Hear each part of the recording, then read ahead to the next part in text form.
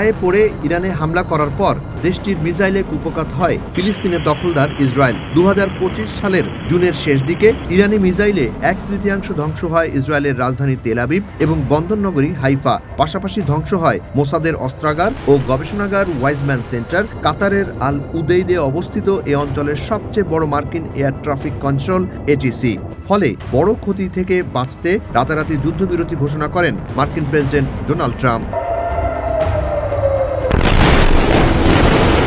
ইরানের বিরুদ্ধে প্রতিশোধের আগুনে উন্মত্ত ছিল ইসরায়েল ও যুক্তরাষ্ট্র। তাই কিছুটা ক্ষতি কাটিয়ে 2026 সালের শুরুতেই নতুন মিশন নিয়ে নামল দেশ দুটি। এরই অংশ হিসেবে ইরানের অভ্যন্তরে অস্থিরতা উস্কে দিলেন মার্কিন প্রেসিডেন্ট ডোনাল্ড ট্রাম্প। সম্প্রতি জীবনযাত্রায় ক্রমবর্ধমান ব্যয় বৃদ্ধির ইস্যুতে জনগণকে সরকারের বিরুদ্ধে রাস্তায় নামায় পশ্চিমারা। পাশাপাশি সামাজিক মাধ্যমে ইরানের ইসলামী সরকারের বিরুদ্ধে ব্যাপক প্রচারণা চালায় তারা।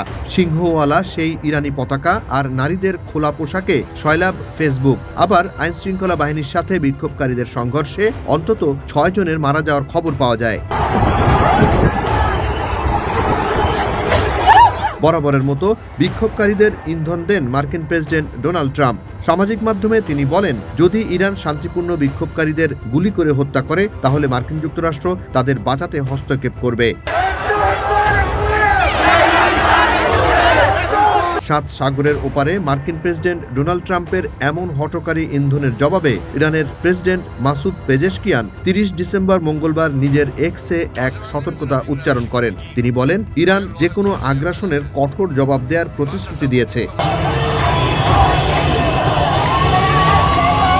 2025 সালের শেষে দুই পক্ষের হুমকি ধামকির পর 2026 সালের শুরুতে 4-5টি রহস্যজনক কার্গো ফ্লাইট ইরানের রাজধানী তেহরানে অবতরণের খবর পাওয়া যায়। ফ্লাইটগুলো সম্পর্কে এতটাই গোপনীয়তা বজায় রাখা হয়েছে যে রাশিয়ান ওয়েবসাইটগুলো ঠিকমতো তথ্য দিতে পারেনি। কেবলমাত্র উন্মুক্ত ফ্লাইট র্যাডার থেকে পাওয়া তথ্যে জানা যায়, সাম্প্রতিক কয়েক ঘন্টায় ইরানে বেলারুশিয়ান এবং রাশিয়ান ইউলিশান 76 পরিবহন বিমানের কয়েকটি ফ্লাইট তেহরানে গিয়েছে।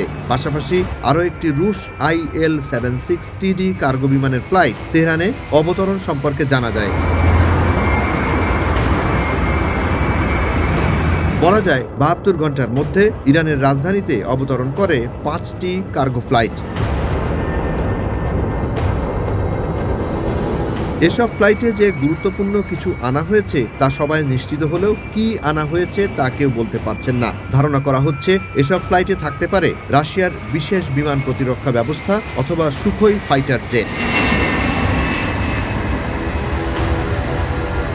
আন্তর্জাতিক বিশ্লেষকরা ধারণা করছেন কিছুদিনের মধ্যে নিশ্চিত হওয়া যাবে ওই কার্গো ফ্লাইটগুলোতে কি আনা হয়েছে, আর এর উপরে নির্ভর করছে সামনের দিনে ইসরায়েল যুক্তরাষ্ট্রের সামরিক পদক্ষেপের জবাব।